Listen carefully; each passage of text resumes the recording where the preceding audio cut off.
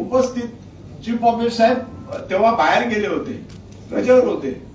तर आमचं चाललं होतं की साहेबांना फोन करून विचारलं कधी येणार. तर 30-31 तारखेला येणार होते साहेब. तर अण्णांना विचारलं मी की आपल्याला पदग्रहण सोहळा केळा तळेगावचा झाला, आता आमचा कधी काढता. त्याच्यात सीओ नाही, सीओ आता सीओ कोण होणार.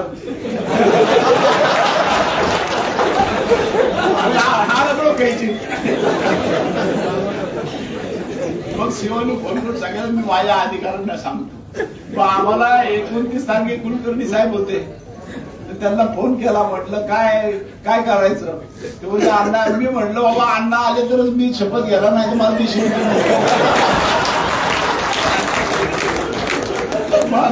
अण्णा बोलले बाबा येतो मी. मग 2 दिवसात सीओ साहेब आणि कर्मचारी येतले, यांनी कामाचा सपाटा लावला. लोणावळा नगरपालिका एकदम पॉश करून टाकली, म्हणजे सगळं काम करून ठेवली होती, स्वच्छ करून टाकले. 2 दिवसात रात्रभर लागले कर्मचारी. त्यांचे आभार.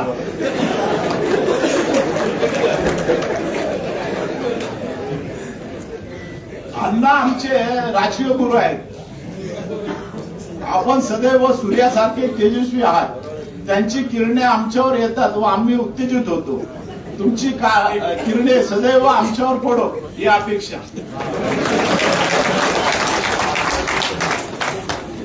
गुरु ब्रह्मा गुरु विष्णू गुरुदेव महेश्वर. आपला श्रेष्ठ, आपण श्रेष्ठ आहात.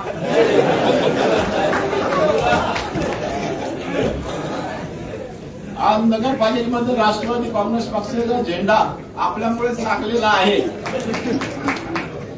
आपण आत्मविश्वासाने लोणावळ्यातील जनतेचे आम्हाला प्रचंड मताधिक्याने निवडून दिलंय, त्याबद्दल मी जनतेचे आभार मानतो. आपल्या विश्वासाने आम्हाला निवडण्यास कुठल्याही विश्वासात कोणताही तडा जाऊ देणार नाही. आम्ही करप्शन ट्रान्सपरंट ठेवणार. अण्णा माझा शब्द आहे, माझ्याकडून मी ओके राहणार आहे.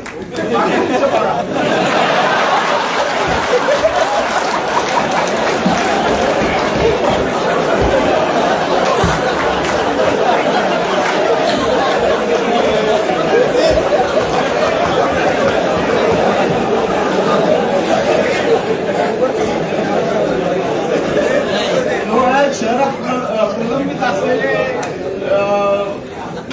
पुलाचं काम आहे, डांगरगाव पुलाचं प्रामुख्याने काम आपल्याला करायचं, ते करून घेऊ आपण. आपल्याच्या देखरेखीखाली सीओ साहेब आहेत, रिटायर नका होऊ लगेच, बंदी करून घेतात.